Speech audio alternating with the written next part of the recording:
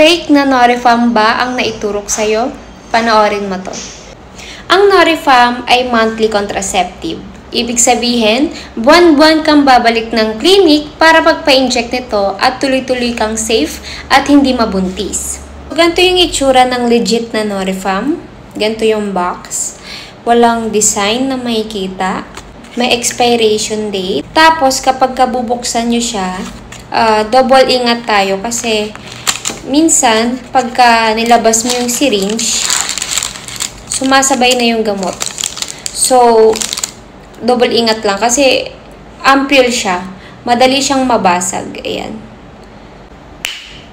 So, ito yung consistency ng Norifam, guys.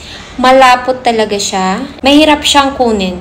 Kaya nga, we advise na magpa-inject po sa mga healthcare provider kasi delikado po ito pagka nagkamali. Kaya kapag nagpa-inject ka ng Norifam, madalas na maramdaman ng babae ay mabigat o di kaya nangangalay yung braso nila dahil malapot yung consistency ng Norifam, which is normal lang siya.